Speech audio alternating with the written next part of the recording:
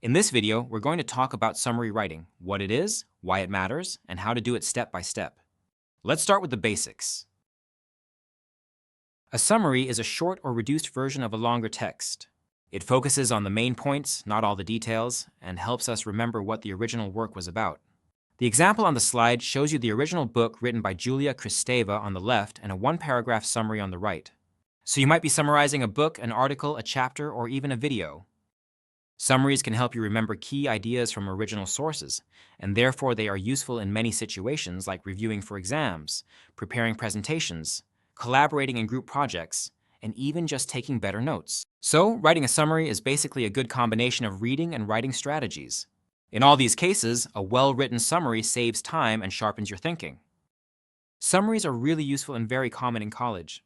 Many assignments will ask you to respond to something you've read, and a good summary is often the perfect way to start those written responses. It shows that you have understood the reading, can explain it clearly, and are ready to build your own ideas from it. You may be asking yourself, what skills does summary writing involve? Well, you need to understand the big ideas in the text. What is it really about? Decide what's important and what can be left out. Choose your words carefully, don't copy too much, and keep your writing smooth and clear. Now, let's go through 4 easy steps plus 2 helpful tips to write a summary. The first step is to highlight the main points in the source text. So, skim through the whole text again and look for the thesis or most general idea in the introductory paragraph, plus 2 or 3 main ideas, generally found in the first or last sentence of each paragraph. Don't get lost in examples or extra details, and make sure you underline these main points or ideas so that they can be more easily found later. The second step is to start your summary with a short statement that includes the title of the article, chapter, section, or book. You should write it in italics. The name of the author, the source or where the article was published, and the date of publication.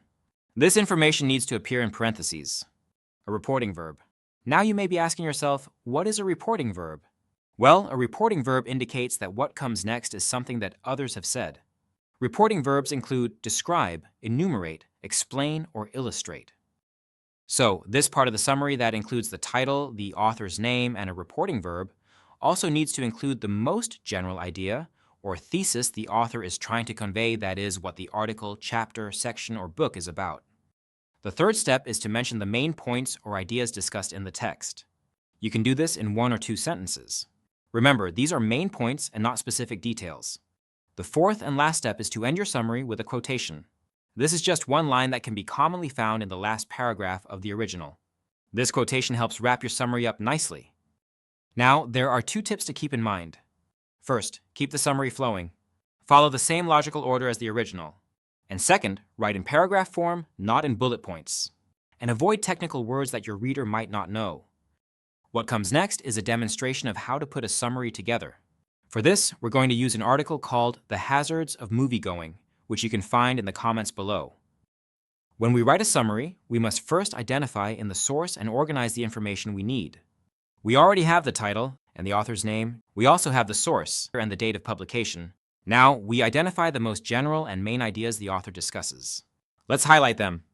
I'm a movie fanatic, and my friends have stopped asking me if I want to go out to the movies.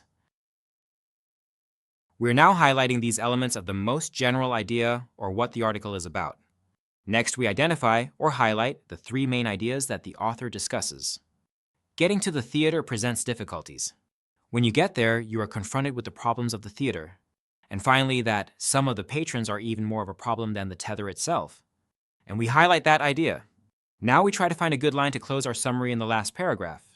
And here we go. Tired of the problems involved, I arranged to have cable TV installed in my home. This idea is also great. I'll be more relaxed watching box office hits in the comfort of my living room. Now we have everything. The title, the author's name, the source and the date of publication, some reporting verbs, the most general and main ideas that the author discusses, and the quotation we'll use to wrap things up. Let's start building our summary. First, we type in the article. Then we put the title in italics. Right after that, we open parentheses for the source and the date. Notice that the name of the source, Weekly Spectator, is also written in italics. We continue, author John Langan. And now we pick a reporting verb like explains. We continue with the main idea, that he's a movie fanatic who has stopped going out to movie theaters.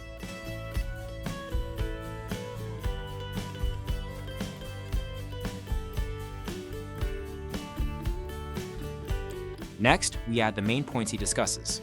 We can say among his reasons he... And let's try a different reporting verb here, maybe enumerates. Now we bring in the three main ideas we've chosen: the difficulties in getting to the theater, problems with the theater itself, and the behavior of some of the patrons.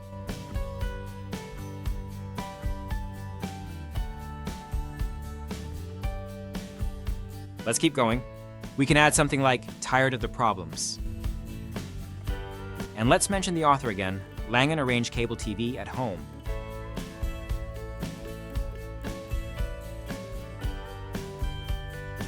Notice how we're already putting things in our own words. Now it's time to bring in the quotation, and we need to blend it smoothly into our sentence. We can say something like, where he feels more relaxed watching box office hits in the comfort of my own living room. Then we close the quote and add, the author says.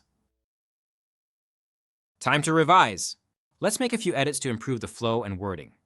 Instead of movie fanatic, let's say big screen fan.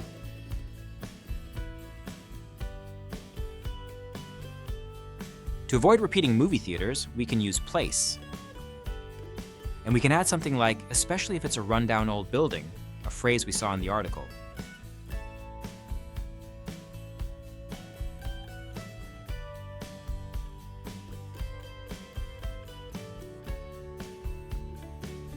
For patrons, let's explain that they might include kids, teenagers, or adults.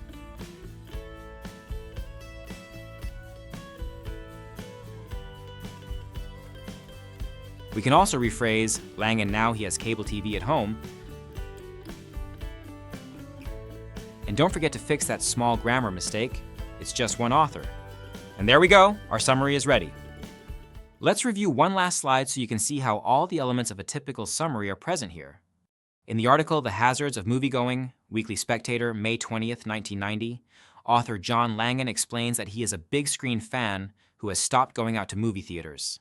Among his reasons, he enumerates the difficulties in getting to the theater, the problems of the place itself, especially if it is a rundown old building, and the behavior of some of the patrons, whether they are kids, teenagers, or adults. Tired of the problems, Langan now has cable TV at home where he feels more relaxed watching box office hits in the comfort of my own living room, the author says. Again, notice how this is a one-paragraph summary, no bullet points. It contains the title. See that the title is in italics. The name of the author. The source and date of publication. Notice that these are in parentheses and that the source is also written in italics. We also have three reporting verbs: explains, enumerates, and says.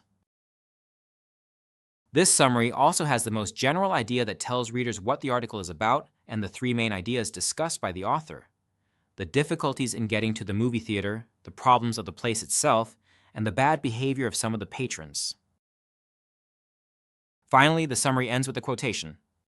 So that's it. Summary writing may seem tricky at first, but with practice, and by following these clear steps, you'll get better at identifying main ideas, using your own words, and writing with clarity.